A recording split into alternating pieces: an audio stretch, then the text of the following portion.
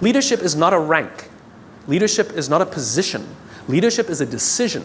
Leadership is a choice. It has nothing to do with your position in the organization. If you decide to look after the person to the left of you and look after the person to the right of you, you have become a leader. Sometimes you're the problem.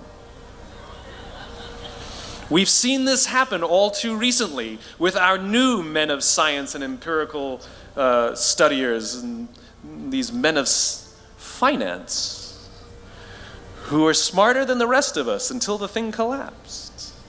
And they blamed everything else except themselves. And my point is take accountability for your actions. You can take all the credit in the world for the things that you do right, as long as you also take responsibility for the things you do wrong. It must be a balanced equation. You don't get it one way and not the other. You get to take credit when you also take accountability. You want to be an elite warrior. It's not about how tough you are. It's not about how smart you are. It's not about how fast you are.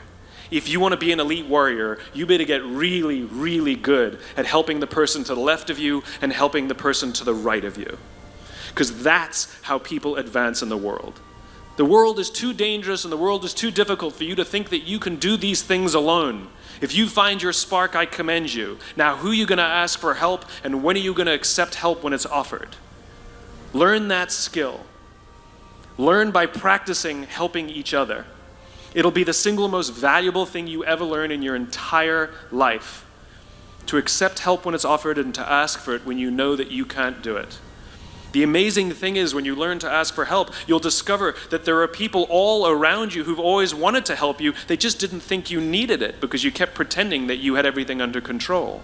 And the minute you say, I don't know what I'm doing, I'm stuck, I'm scared, I don't think I can do this, you will find that lots of people who love you will rush in and take care of you. But that'll only happen if you learn to take care of them first. You will be told your whole life that you need to learn to listen. I would say that you need to learn to be the last to speak.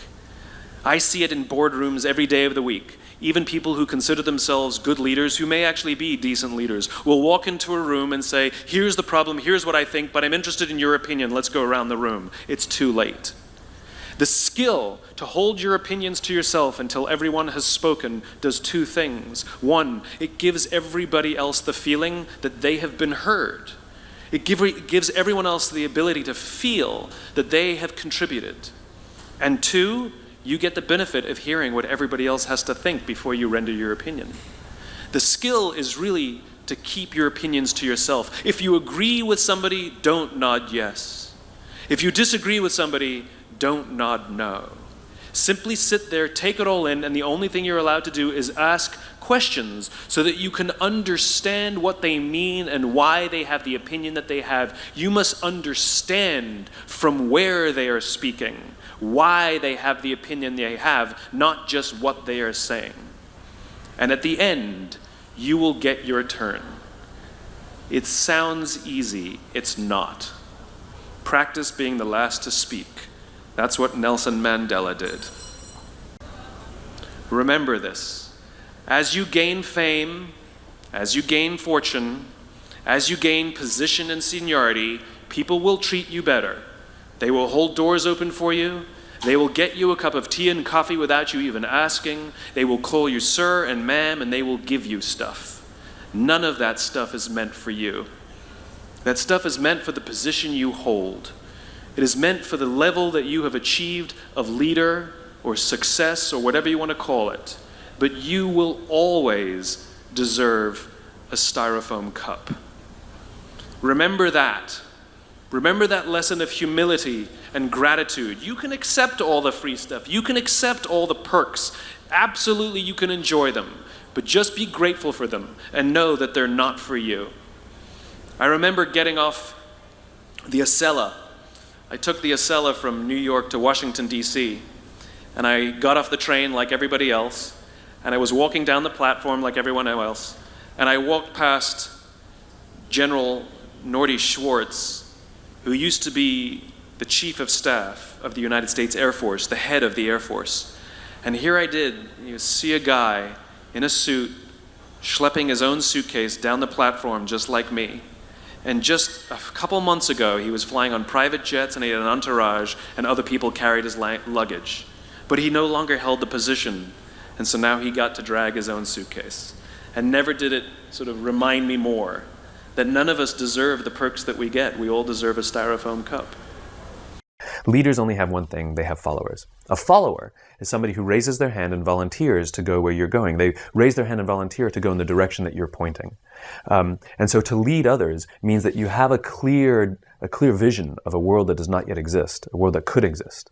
And by articulating that cause, that vision, that purpose over and over and over again, it inspires people who believe what you believe, who want to see that world built, to join, to go with you, to figure out ways, you know? And so for me, in my work, what leadership means is articulating this world in which the vast majority of us wake up every single day, inspired to go to work, and come home every single day fulfilled by the work that we do. That doesn't mean we have to like every day, you know, but we can love every day. You don't like your children every day, but you love your children every day, right? And so the more I talk about this world that does not yet exist yet, because right now the world we live in, the vast majority of people, 90% plus, don't love what they do. They may like it, but they don't love it. When I talk about this world, it inspires others who believe what I believe and want to see this world built, join up and figure out in their own way how to advance that vision so it becomes real. I despise the fact, I lament the fact, I curse the fact that so few people get to say, I love my job, as if they've won some lottery. You know, you go out with your friends and somebody says, I love my job, and everybody goes, oh my God, you're so lucky. That to me is madness.